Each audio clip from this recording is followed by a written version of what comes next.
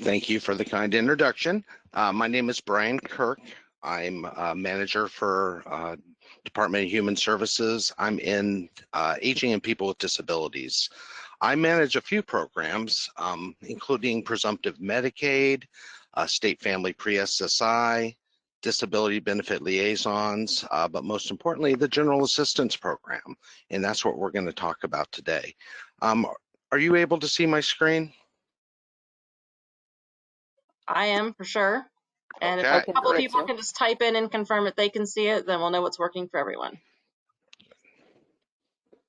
So today, again, I'm going to talk about general assistance. It's something that is fairly new.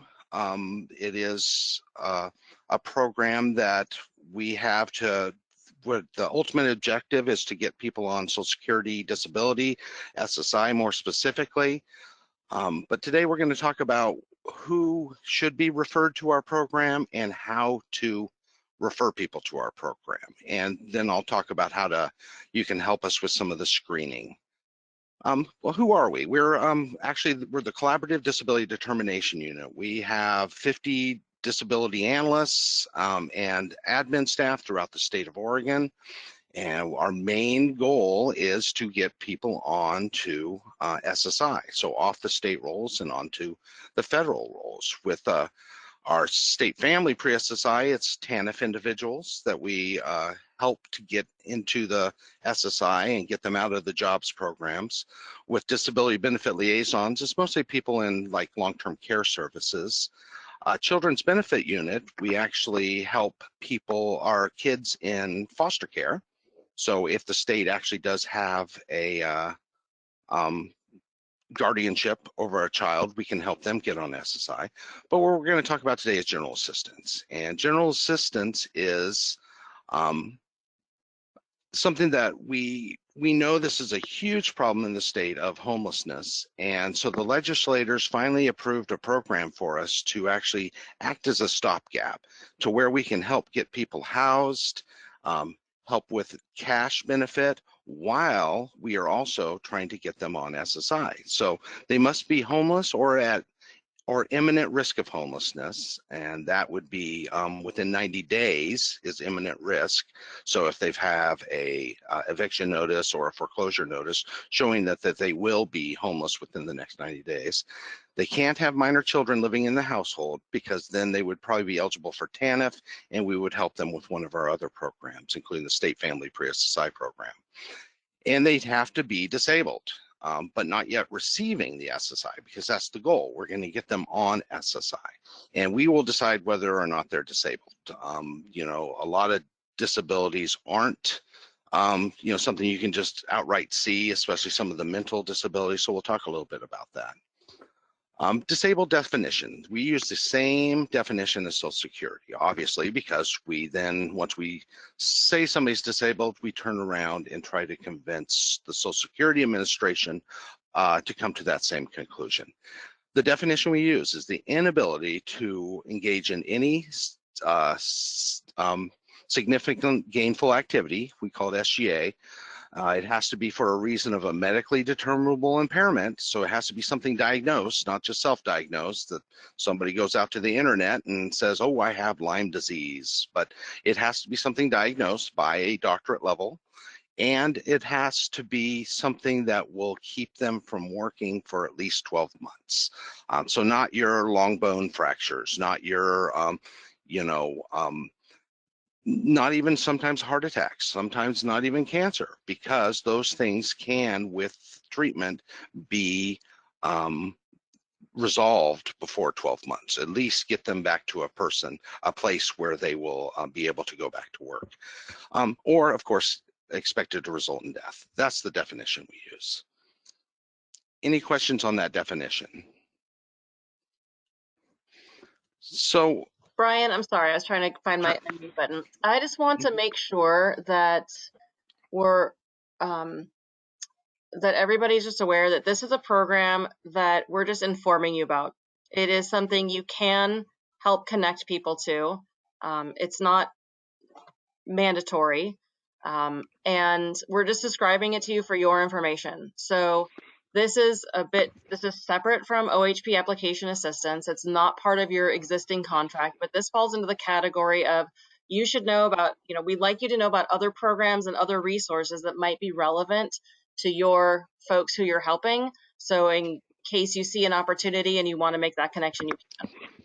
Yeah, and so, we have a program set up with Department of Corrections that before release, they do refer people out at the same time they're applying for Medicaid.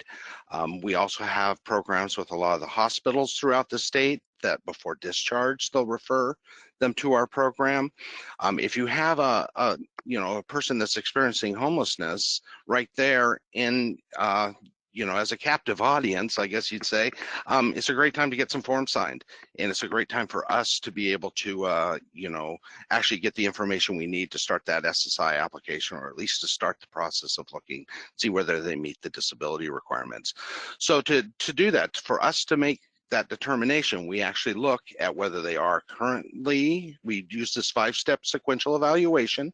We see whether they are currently working at SGA level, substantial gainful activity.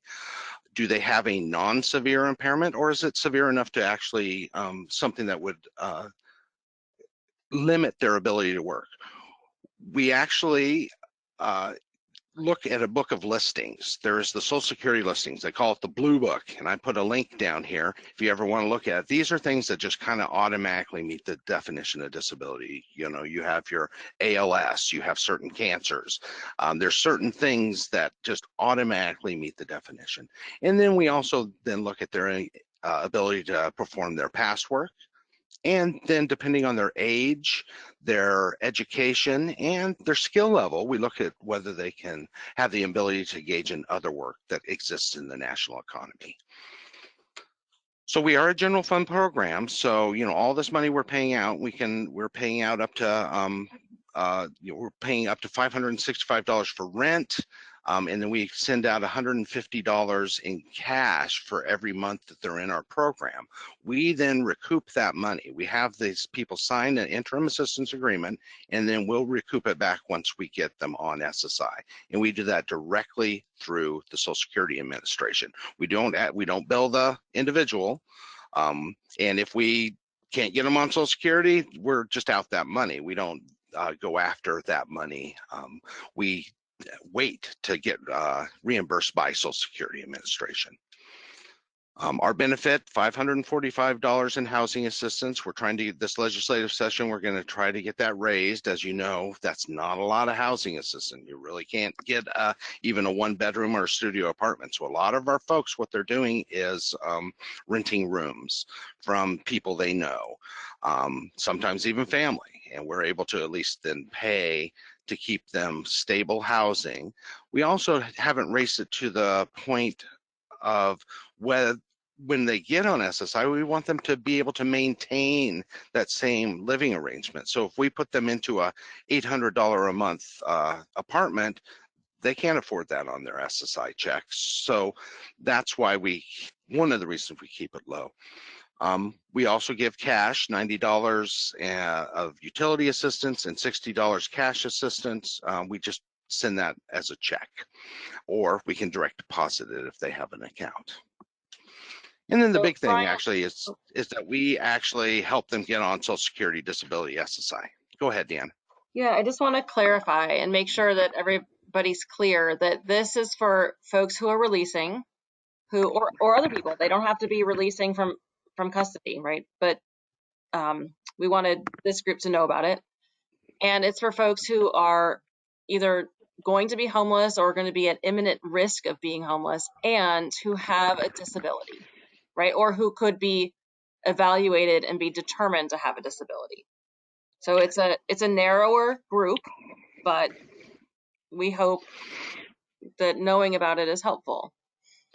I just wanted to make sure that we're clear on that. Isn't that the narrower lens? Absolutely. And, most of these folks is going to be a mental disability. What we find is a lot of the homeless population is, have some severe mental disabilities. So we do assess that. Hopefully they've had some treatment somewhere or hospitalization so we can get those records and see a real diagnosis.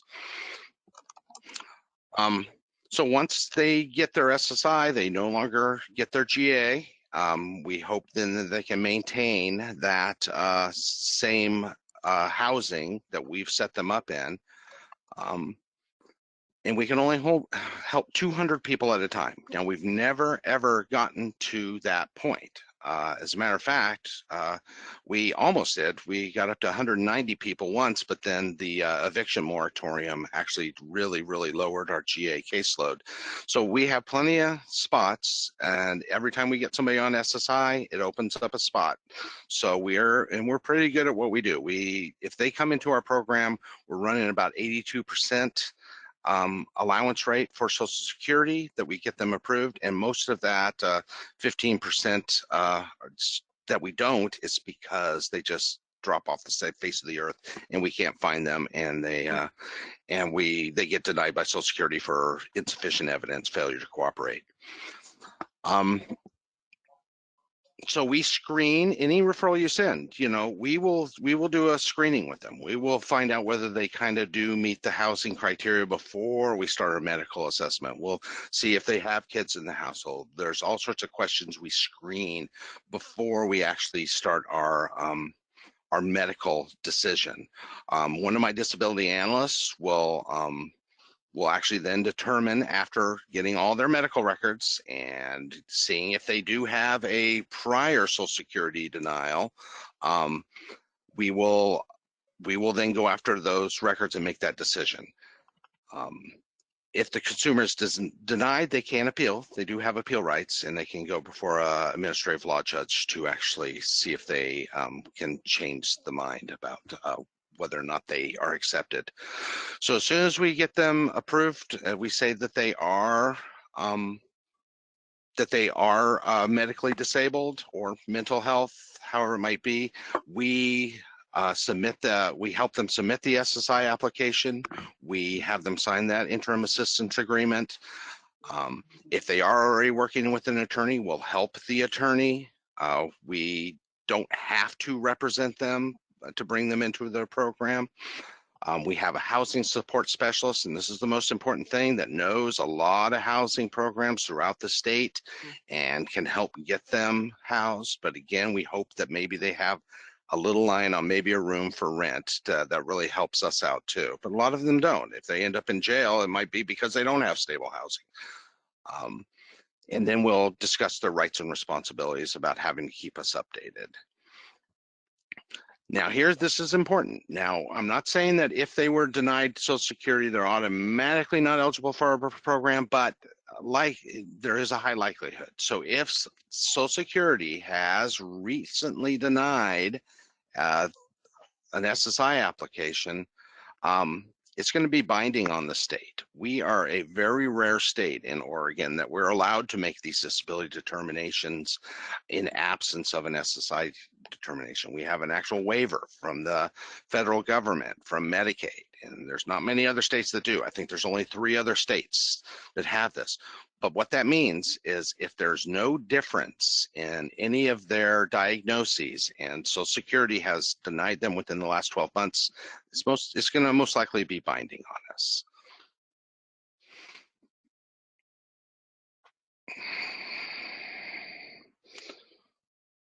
So once the person's SSI is approved, we then reimburse ourselves from their Social Security. We still try to remain available for them to negotiate with Social Security about maybe they're a past overpayment or some kind of program like that that maybe affects their SSI amount. So here's how can you help? The big help you can do is just put these people on our radar. Just send in a referral. It's just a 1-page referral form. It doesn't require much information, their Social Security number, their name, maybe a way for us to contact them. Now, if they're in jail, it still is nice if we had some way of being able to do that screening call, or to give us some kind of lead on somebody that can act on their behalf. So that would mean if you are going to be the person that we can talk to about this person, we're going to need a release. So if you could send 3010, which is our release of information signed by the individual that releases us to be able to talk to you, then we can use you as the middleman if you guys want, and be able to get some information and maybe even have a form signed or two before they get out of custody. So question about that. Can you go back to that slide, please, Brian? Yes. So can you clarify that a 6610, the CP consent form, everybody on this call, they are certified application assisters with assister IDs, and they can all get consent forms that are relevant to that relationship. Is that sufficient, or do they need to submit another form in addition to that?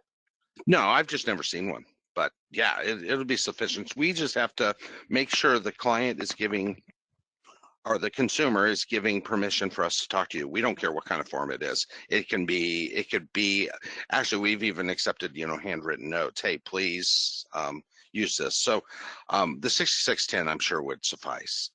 But if you don't have one handy, the 3010 acts as the same. And that can also be found on the forms server, I presume? Yeah.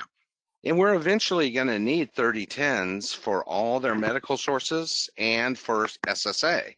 So if we screen them in, that's going to be the first order of business, is we're going to ask them for their any doctors or hospitalizations, or even counselors or anything they've had within the last 2 years, and have them sign a release of information so we can obtain that information. And also for Social Security, because we need to find out if they've had any recent decisions from the Social Security Administration. Now, we do have a memorandum of understanding with Social Security Administration where we can actually request a copy of their file. So even if it was a denial, or if they have a current case going with Social Security, we can send that 3010 over and they will send us their whole medical file, which actually can help us make a quicker decision. Well, and that's a case for a community partner. Oh, the client themselves needs to fill out the 3010 in order for Yes, they you to need to be able sign to it. get. Okay, They gotcha. need to sign it. Yeah. So It's a HIPAA compliant form. So you're saying the 6610 is not signed by the individual, or is it? it is, yes. Okay. But the Social Security Administration may not accept the 6610 in order to share information with you about that individual. So We need the 3010, right? thank you. Yep. Great. Well, we have one question in the question box. I'm guessing that we'll have more. And I'm going to read it first and then ask you, Brian, if you'd like me to just unmute this person so you can have a conversation about it. Here's the Okay. question. My experience is that most folks are denied first, I'm not sure how they're applying, and end up needing to appeal and get an SSI attorney to help them with the appeal. In these cases, should we refer them to the GA program or not? Yes. Please refer them to the GA program. Again, we're the only ones that are helping with housing. I mean, again, they can use an attorney to help them get their SSI, and that is actually a big myth. Now, I'm just going to try to set the record straight on this. Most of my staff, including myself, worked for Social Security as a disability analyst. We were the ones that made those Social Security decisions. There's nothing out there that says don't allow the first time through. As a matter of fact, about 40% of cases get allowed at the initial level for Social Security. Then they go through a reconsideration, and that at Social Security, and then they would go before when they need the attorney is when they go before a judge. Because then they have to make arguments and do some cross-examination of their vocational experts and medical experts. But I would say the first two levels of Social Security decision, personally, I would not recommend they get an attorney, because they're going to just take a big chunk of their back award. And a lot of them want them to be denied the first two times, because then their award is larger, because they take a percentage of the back award. And so if it does not get approved until the hearing, they might get a chunk of 2 years worth of back benefits instead of maybe just 4 months. So you can see the motivation there.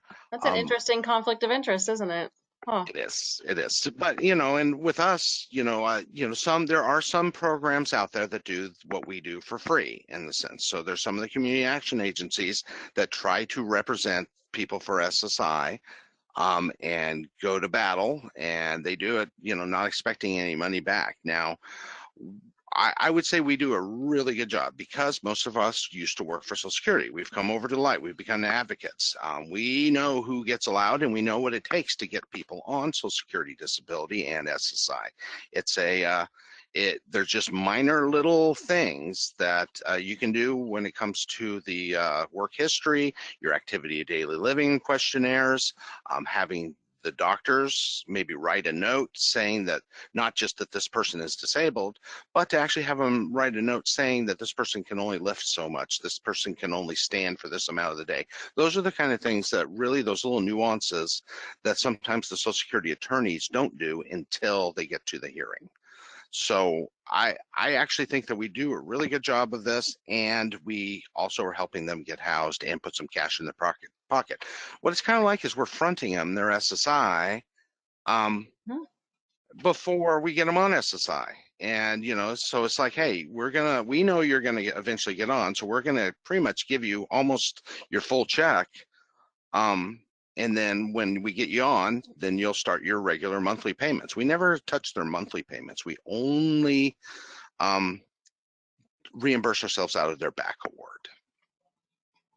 And their back award is what they get paid for the months during which they were eligible before they are found eligible. Yes, So it's the time for SSI, it's the months between their application, their protective filing date, they call it for SSI, and when they eventually get awarded. They actually, would have a full months of SSI due to them for those months, but we've already given them that cash. Right. And so we just asked for the Social Security Administration to pay us back. Gotcha. Right. Well, Brian, this is terrific. It's a great description of the program. I'm guessing there may be questions, it's also very clear what you presented, so there may not be a lot of questions. But we also have Christy Taylor here from our Magi Medicaid policy team. And, hi, Christy. And we also have Beth Fishel, who's our eligibility lead worker for our Justice Involved email team.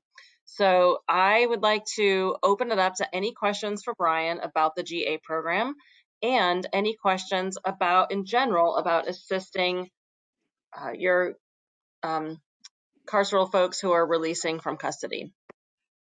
But here's a question, I think, for Brian.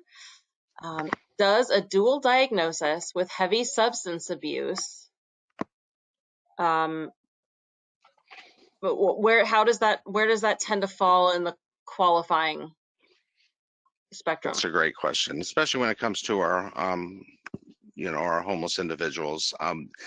So the way that the Social Security Administration looks at it, so we look at it the same way, is you have to determine whether the drug and alcohol abuse is material to the finding of disability. So you look at a person as a whole, look at all their limitations, their ability to work a 40-hour work week, their ability to respond to supervision, their ability to do 1 to 3 step work. So can they maintain 8-hour workday, 40-hour work week with their concentration, persistence, and pace? And you actually do even take in the limitations of their using drugs and alcohol. Sometimes they still don't meet the criteria, but sometimes they do. So once you determine that they meet the criteria for disability, then it is the requirement that they remove any of the limitations that were based on drug and alcohol abuse. Now, on those dual diagnoses, it's tough. The best thing that we can ever have is a period of sobriety. So sometimes somebody will have a month-long hospitalization, or they were actually sober for, a few months and they were seeing a counselor. We then look at them, how they were like then, by saying that all those other limitations were due to drug and alcohol use. And if they were to stop drug and alcohol use, they would be able to maintain employment. Sometimes the damage is done, though. So you have your real extreme alcoholics or, methamphetamine abusers that, though, it doesn't matter whether they stop or not. they still are going to have those limitations. It's and then also, for liver problems and stuff, and sometimes lung problems. So it's not just the mental health, it's the physical that we actually try to look at. If they were to stop today, would they be disabled? And sometimes the answer is yes, they are disabled. Especially with the extreme alcohol abuse, you get people that their brain's never going to come back to normal. Does that answer your question? Hopefully it does. I'm just trying to download the referral form because even though you, Brian, with your program will accept the 6610 consent form, it seems like submitting that referral form at the same time might really help you if you need to reach out to Social Security Administration. Well, see, we need a separate 3010 for each individual we're reaching out to. So the 6610 is fine up front for us to just be able to talk to, am I calling them right, the sisters? Yes. But then once we screen them in, that's when 3010s, we would need one for Social Security, one for OHSU, one for the Old Town Clinic, one for, so, we might want to wait to get those signatures until after we at least screen them in to see whether they're going to meet the homeless and some of the other financial criteria. There is actually a financial criteria to this too. So if people have very large resources, they won't be able to, it's the financial criteria is the same as for old-fashioned Medicaid, which was called OSAPM. It's Oregon Supplemental Income Program Medical is what it stands for, but it's back to pre-Obama care Medicaid where you had to be age blind and disabled. And it's the income and resource limitation is pretty high. So saying that, you might want to not send us a boatload of 3010s until we know that they're going to at least be eligible for GA if they were disabled. I think sometimes folks might have limited opportunity to interface and get that signature. So does it hurt to send it as safety measure? Doesn't hurt. All right. As a matter of fact, a lot of our community partners are in the same boat, and like the hospitals, they send them automatically on every case. Great. Thank you. All right. Brian, I think there was a one-pager summary that we can send out as a follow-up to people. So we are happy to send the referral form as well as a one-pager summary and this PowerPoint to everybody. So you can have it for your references and your resources. I am curious. Oh, we have another question here. And then I'll ask my question. Do you work with OSH, Oregon State Hospital, for individuals who are committed under ORS 161-370? I presume you know what that is, even if I don't. I do. We used to a lot more than we do now. We used to get those folks coming straight out of Oregon State Hospital, but it seems like they have other programs now. They don't use GA as much as they used to. Just use us for their Medicaid coming out. So I think Oregon State Hospital is making sure people have some sort of housing as they come out. That's why we don't see many of these. We were very, very involved with Oregon State Hospital releases for a long time, but these days it doesn't seem like they utilize us as much. But if they're going to meet that criteria for homelessness, getting out of Oregon State Hospital, almost all of those people are probably going to meet the disability criteria we found. Most of them have some pretty severe mental illness, and they have the documentation right there following them right out of Oregon State Hospital. So I would love to see more of those. But maybe that's a missed opportunity happening right there. Maybe either that, or like I said, I think maybe they are providing some kind of housing for these folks. They're being released with something, is what I'm guessing. I think the Oregon Health Authority, it's not APD housing or long-term care, so I think it's something under OHA.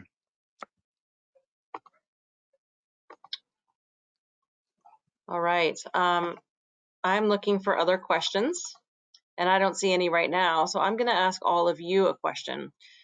This program, we know, is separate from the Medicaid application, and it's a separate referral process. It doesn't apply to everybody, just those who might qualify to for a disability and are either going to be homeless or at imminent risk of homelessness. My question for all of you is, do you feel like you have clients that it might be relevant to refer to the GA program?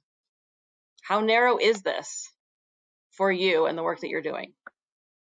I would love a read because we took a risk, I'd say, of sharing this, not really knowing how much you were going to be able to use it and refer people. I see one yes, and I saw a few other people who said it was helpful.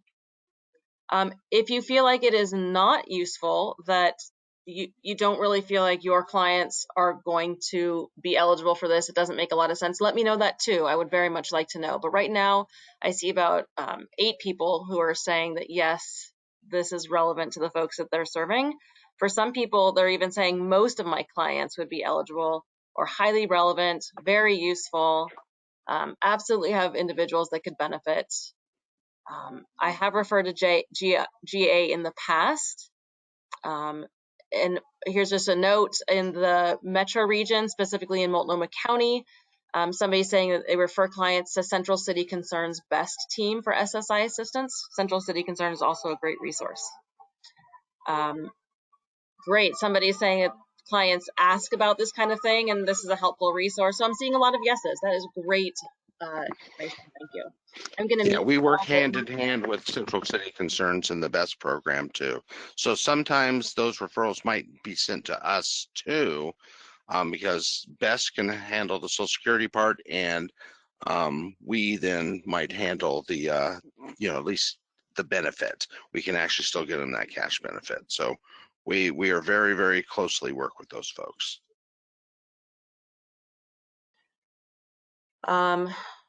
Brian, I see a couple comments here. One is that a concern that we may be missing some of the Oregon State Hospital folks, that they are releasing homeless and maybe some of them aren't getting their needs met. So that might be a follow-up for us on the state side. And then we have a question also about you sharing about how do people contact this program, learn more?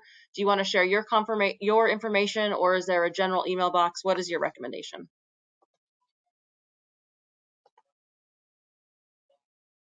Sorry, I was muted. My contact information is on the PowerPoint slide, and also our policy analyst, Randy Blumenson, and my fellow manager here, Elisa Shiratori.